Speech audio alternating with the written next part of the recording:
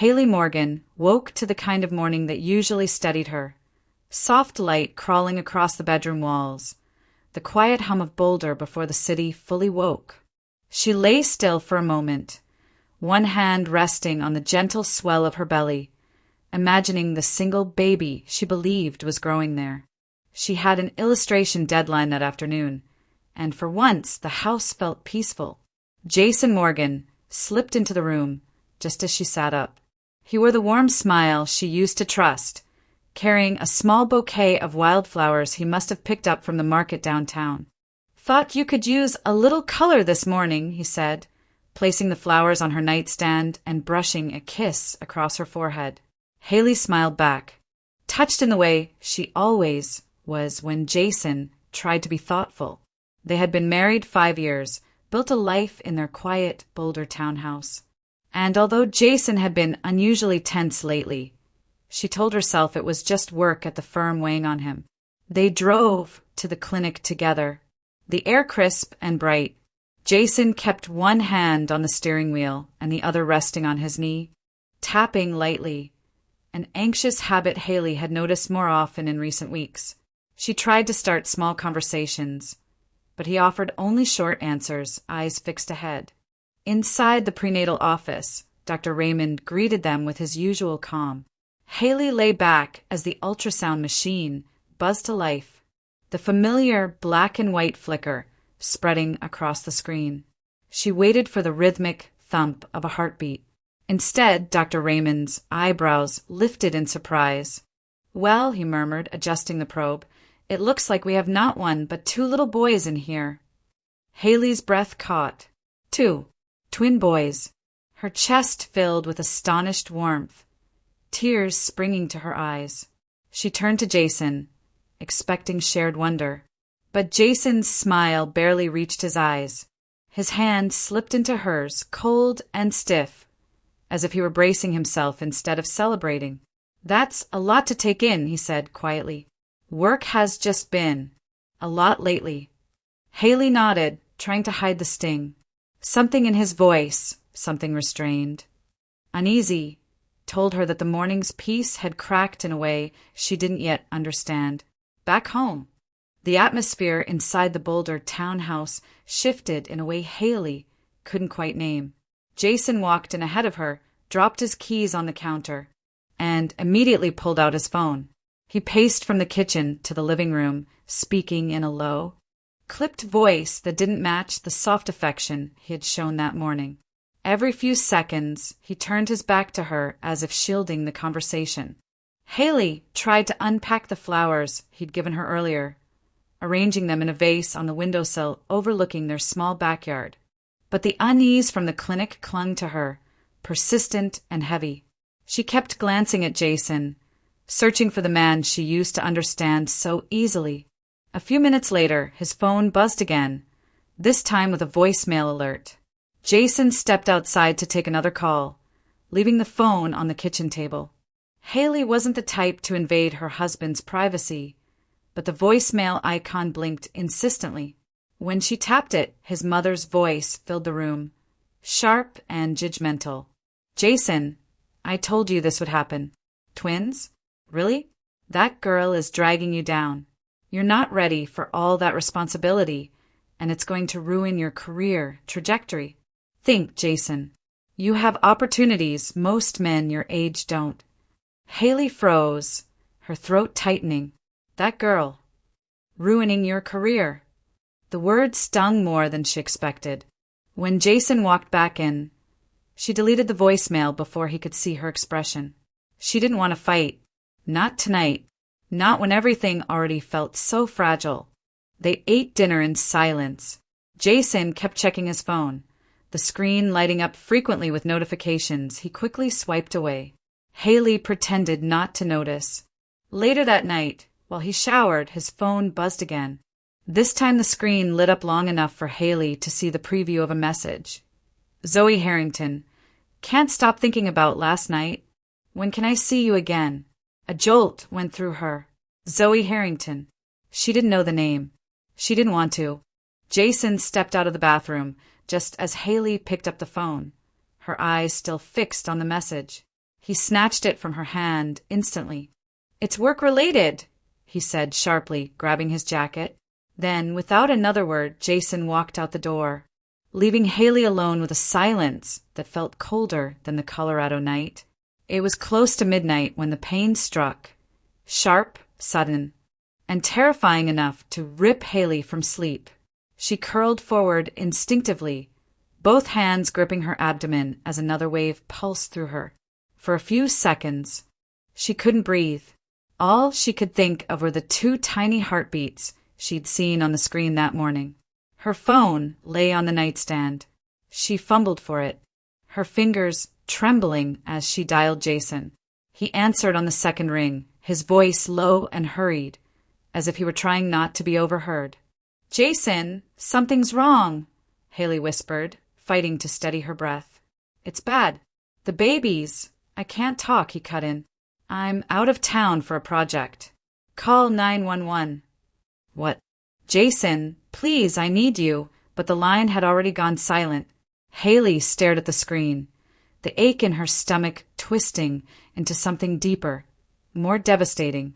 He wasn't out of town. She had seen the message. She had seen the name. Her hands shook as she dialed again, this time her best friend, Brooke Turner. Brooke picked up immediately. "Haley? What's happening?" I need help," Haley managed. "It hurts. I'm scared." Brooke didn't waste a second. "I'm on my way. Don't move. Don't try to stand until I get there." Minutes later, Brooke burst through the front door, her ER nurse instincts already in full force.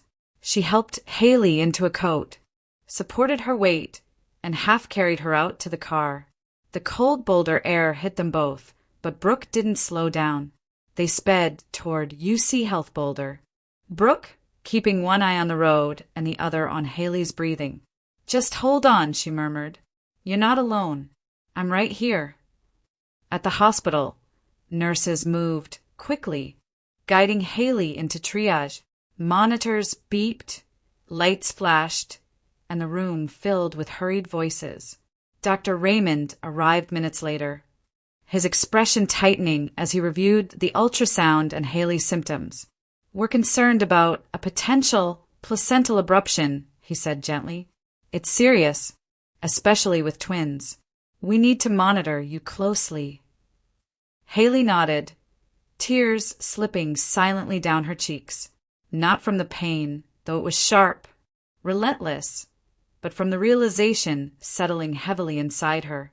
On one of the scariest nights of her life, Jason had abandoned her, and he hadn't even hesitated. By the next morning, Haley had barely slept.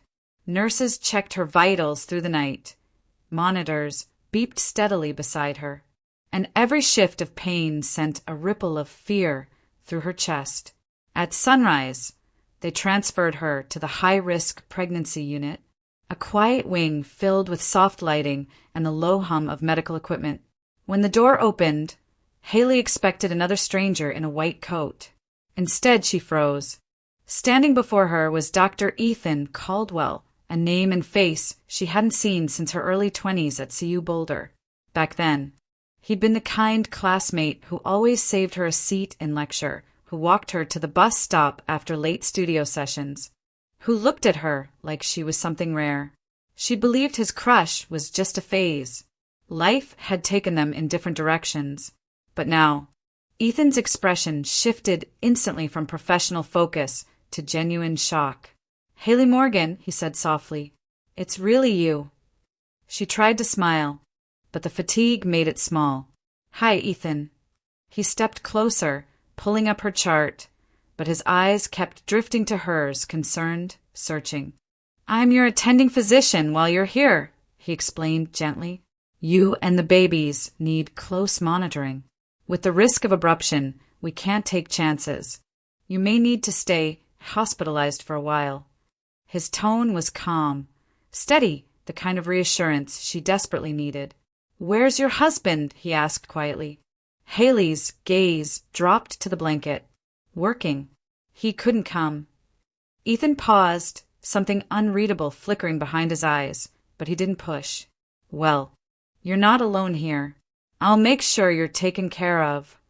His warmth, subtle, respectful, familiar, felt like a painful contrast to Jason's absence.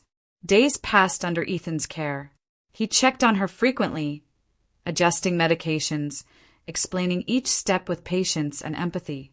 Nurses mentioned how rare it was for an attending physician to spend so much time with a single patient, but Ethan didn't seem to notice. Or maybe he did, and simply didn't care. Meanwhile, Jason's communication dwindled to short, emotionless texts. Busy today. Hope things are stable. Can't visit this week. Not a single call. Not a single appearance. And every time her phone buzzed, Haley felt her heart brace itself for disappointment again and again.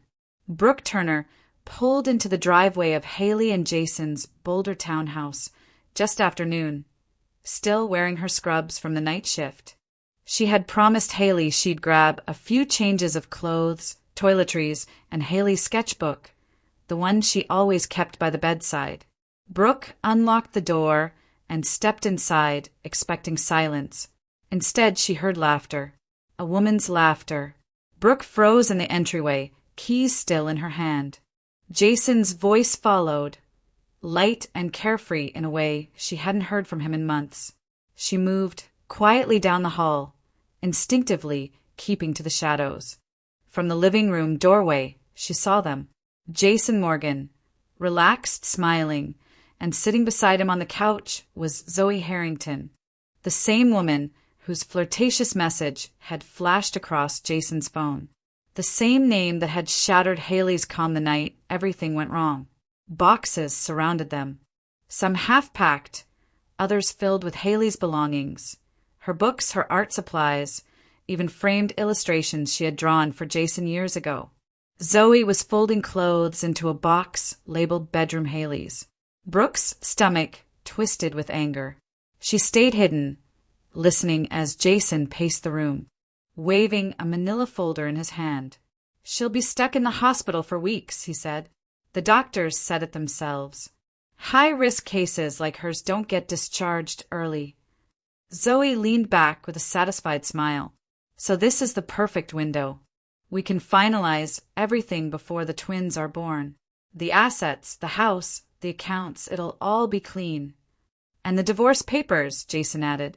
"If Haley's still on bed rest, she won't be able to fight anything. She'll have to sign." Brooke felt heat rise behind her eyes. She had heard enough. She stepped into the living room, her voice hard and shaking. "You unbelievable coward." Jason spun around, shock flashing across his face. "Brooke? What the hell are you doing here?" "I'm getting clothes for your wife," she snapped. "Your pregnant wife. The one lying in a hospital bed, terrified for your children." Zoe straightened, defensive. "It's not what it looks like." "It's exactly what it looks like," Brooke said. "How long, Jason?" His jaw tightened. "Months." The word hit Brooke like a physical blow. "You planned this," she whispered. "Planned to gut her life while she's fighting to keep your babies alive." Jason didn't deny it, and in that moment, Brooke understood the full truth. Haley hadn't just been abandoned. She had been targeted. Brooke drove straight from Boulder to Denver Health, her hands gripping the steering wheel so tightly her knuckles whitened. By the time she reached Haley's room in the high-risk pregnancy unit, her scrubs were still dusted with the scent of Haley's home. Cardboard, packed boxes, betrayal. Haley looked up from her hospital bed, pale and exhausted but hopeful at the sight of her friend. "Did you get my things?" she asked softly. Brooke closed the door behind her and sat down slowly, her chest tightening. "Haley, I need to tell you something, and it's going to hurt." What spilled out next felt like ripping stitches open. Every detail, every overheard sentence, every laugh shared between Jason and Zoe, every box filled with Haley's belongings. By the time Brooke finished, Haley's face had drained of all color. "He's packing up our house," Haley whispered, "while I'm here." Brooke nodded. He's planning to finish the divorce before the babies come. He said you'd be too weak to fight it. Haley swallowed hard, reaching for her phone with trembling hands. Brooke hesitated but didn't stop her. This was Haley's call to make. The phone rang twice before Jason picked up. "What is it?" he asked, irritated, as if she were a stranger interrupting his day. "Jason, is it true?" Haley's voice cracked. "Are you leaving me? Leaving us?" A long silence. Then Jason exhaled sharply. "Haley, we want different things now. You know that. I can't throw away my career for twins I never planned for. This is the right time to separate." The words landed like blows. "You're my husband," Haley whispered. "You're their father." "Not anymore," he said, flat and final. "Just sign what I send you. Don't make this harder." The line went dead.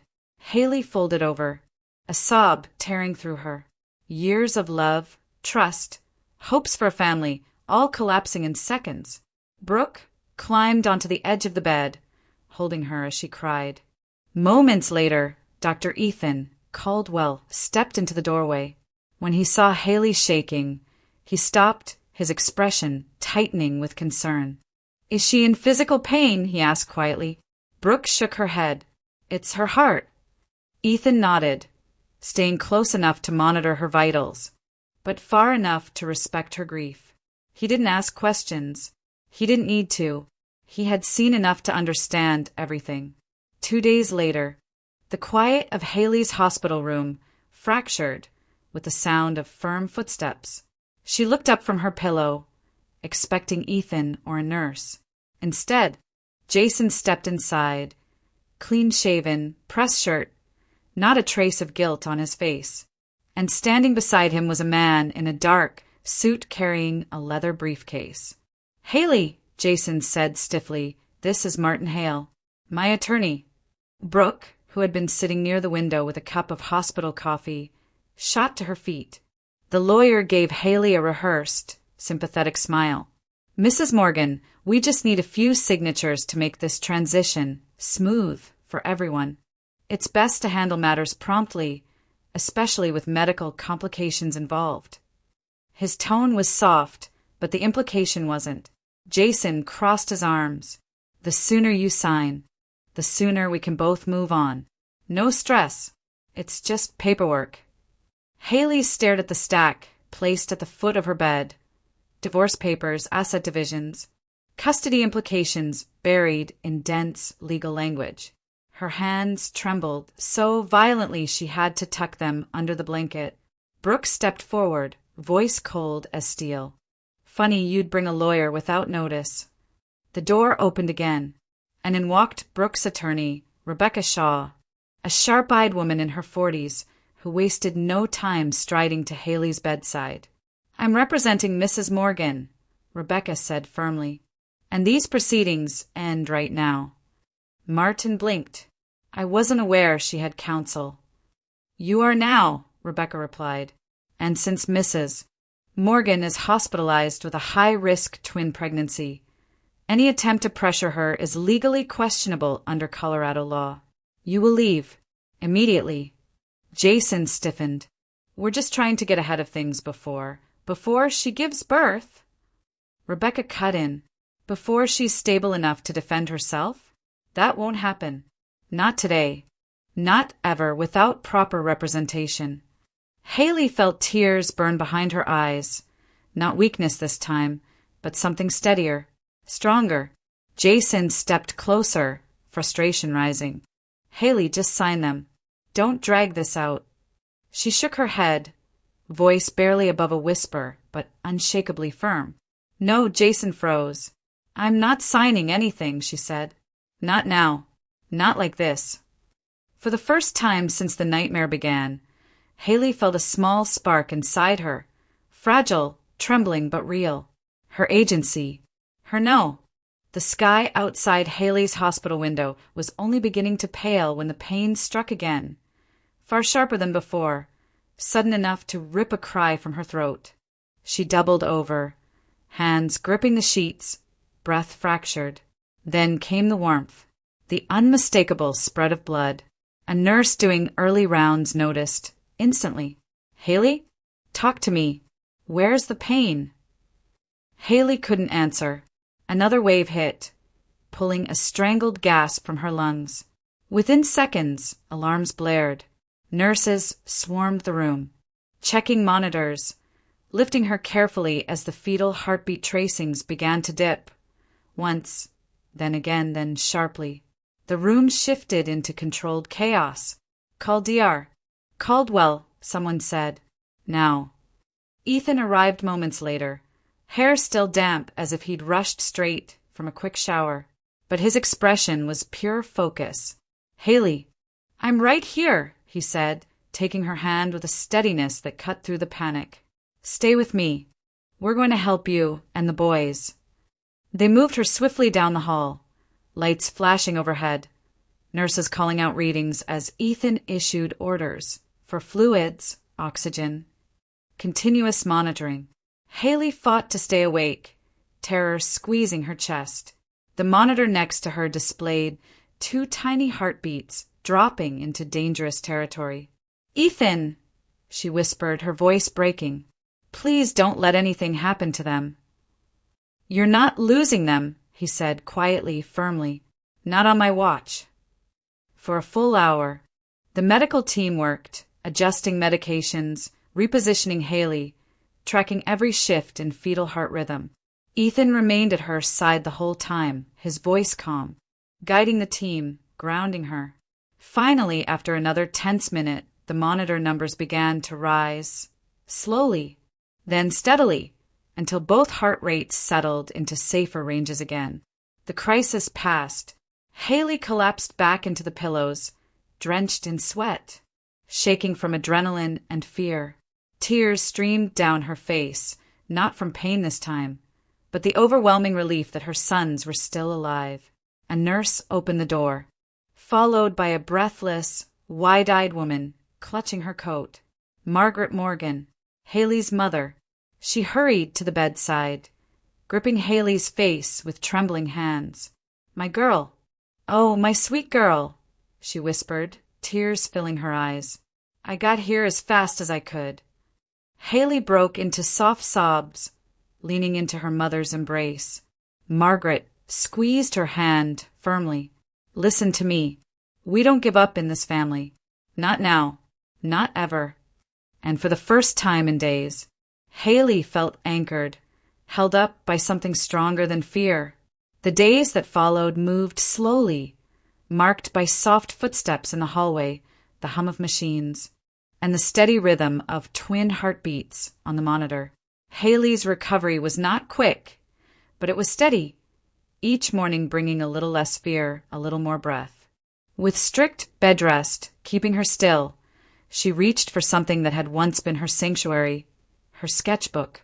At first, her hands trembled too much to draw more than a few lines. But as the hours passed, the familiar motion steadied her. Pencil strokes softened the heaviness in her chest. Characters, animals, soft watercolor worlds she used to create for children. Slowly they returned to her pages. It felt like rediscovering a part of herself she had abandoned long before Jason's affair, long before the hospital, a part she had buried under responsibilities, compromises, and the quiet ache of a marriage that had been fading long before she saw the evidence. Brooke visited daily, usually with contraband snacks or sarcastic commentary that made Haley laugh despite the soreness in her ribs. One afternoon, she arrived carrying a large, worn portfolio. "Found this in your closet," Brooke said, placing it gently on Haley's lap. "You should look at it again." They went through the pages together. Old projects, unfinished dreams, illustrations that still carried Haley's warmth and whimsy. When Ethan passed by for his routine checks, he paused at the sight. "You're drawing again," he said, a quiet smile lifting his expression. "Good. That's healing too." His encouragement was gentle, never intrusive, always respectful of her space. Haley found comfort in that. What she didn't know, what Brooke didn't tell her at first, was that she had taken photos of the new sketches Haley made during her stay, sent them to a friend who worked with a small Denver gallery. 2 mornings later, a curator called the hospital room. Haley listened in stunned silence as the woman invited her to participate in a small upcoming exhibition. Nothing grand, just a corner of a local gallery, but enough to showcase her work publicly for the first time in years. After she hung up, Haley pressed a hand to her chest, overwhelmed. For the first time since everything shattered, something new stirred inside her, fragile but real, the beginning of a new identity. It happened on a quiet afternoon. Just as Haley was sketching a pair of small shoes she imagined her twins would one day wear, the door to her hospital room creaked open, and for the first time in nearly 3 weeks, Jason Morgan stepped inside. Alone. His posture was stiff, his eyes hollowed with something between exhaustion and panic. He hesitated before speaking, as if he expected the room itself to reject him. "Haley," he said, finally, voice strained. "We need to talk." She set her pencil down, calm in a way she couldn't have imagined days earlier. "I'm listening." Jason moved closer, rubbing the back of his neck the way he always did when things spun out of his control. "Zoe left," she said. This wasn't what she signed up for. He exhaled sharply. "I've had time to think about everything. I made mistakes, big ones, and I want to fix them."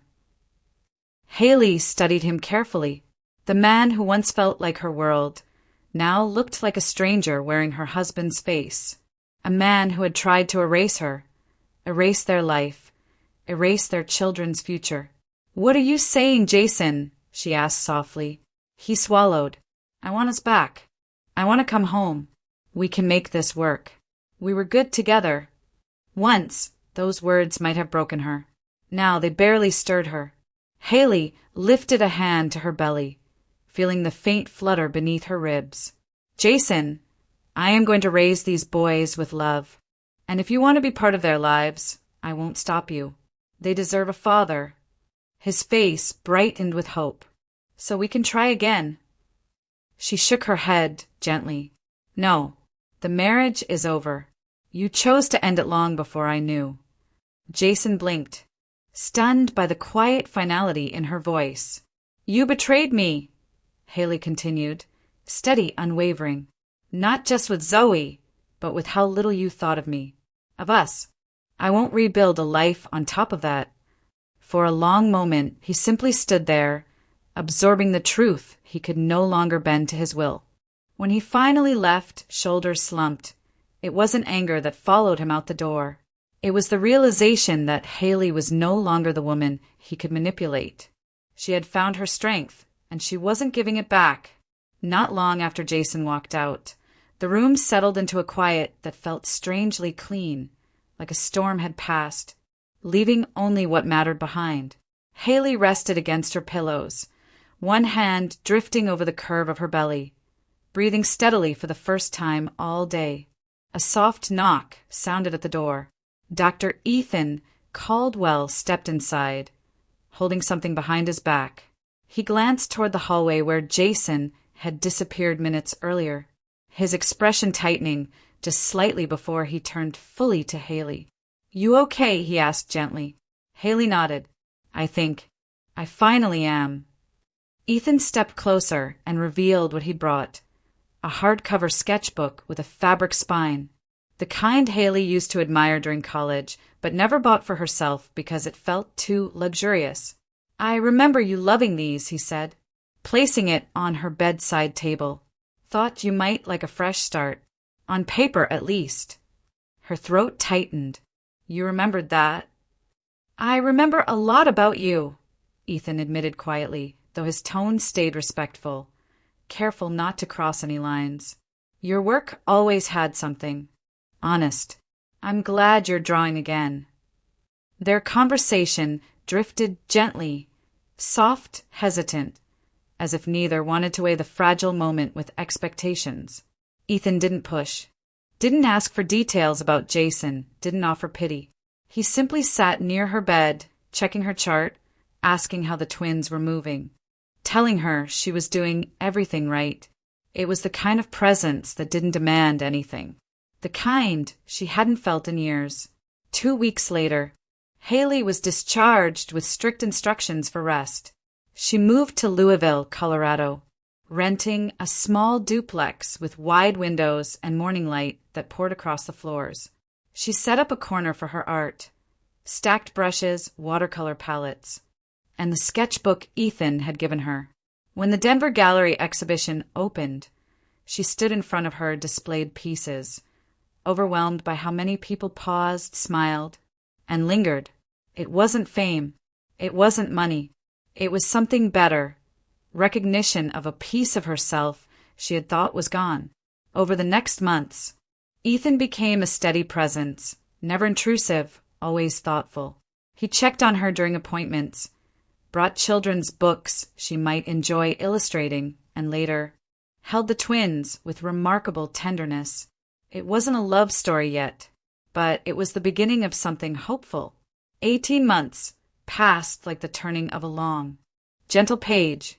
The fear and chaos of the hospital felt distant now, softened by time and replaced by a new rhythm, one Haley never imagined she would find. Her cozy house in Louisville, Colorado sat near a quiet trail lined with cottonwoods, their leaves whispering each time the wind moved through. Inside, sunlight spilled across the hardwood floors where 2 toddlers, her sons, bright-eyed and endlessly curious, chased each other around a stack of building blocks. Their laughter filled every corner of the home, the kind of sound that once felt impossible. Haley thrived in ways she had only dreamed of. Her illustration work flourished. Her pieces hung in 3 Denver galleries, and she'd been invited to collaborate on a children's book series. She balanced deadlines with playtime, late-night feedings with watercolor sessions, exhaustion with gratitude. She had rebuilt her life brushstroke by brushstroke. And through it all, Ethan Caldwell remained, steady, patient, kind. He never rushed her into anything, never pushed beyond what she was ready to feel. Instead, he simply fit into the spaces of her life as naturally as light fills a room, reading to the twins while she sketched, attending gallery nights with her mother, and showing up whenever she needed support without needing to be asked. The twins adored him, and over time, Haley realized she did too, not with the fragile longing she once mistook for love, but with something grounded, durable, earned. On the twins' 18-month celebration, friends gathered in the backyard, balloons tied to the fence, Margaret flipping burgers at the grill. The boys toddled between adults, faces sticky with frosting. Haley stood near the porch steps, soaking in the noise and warmth, when Ethan approached with a small velvet box in his hand. He looked more nervous than she had ever seen him. "Haley," he said softly, "you and the boys, you're my family. I want to build the rest of my life with you." He opened the box. Inside sat a simple, elegant ring that caught the afternoon light. Haley's breath caught. Tears welled, not from pain this time, but from a quiet, full joy. "Yes," she whispered. "Of course, yes."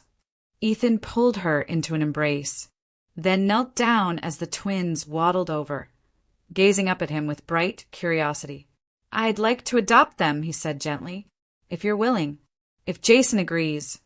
Surprisingly, Jason did agree, distant now, resigned, appearing only for scheduled visits. Perhaps even he understood that the boys deserved someone who chose them wholeheartedly. The celebration continued, laughter rising into the Colorado air. As the sun dipped lower, Haley stepped onto the porch, watching her sons chase fireflies while Ethan lifted them, laughing, into his arms. For the first time in her life, Haley stood in the warm Colorado light, knowing the truth. She had built a life rooted in honesty, in peace, and in love.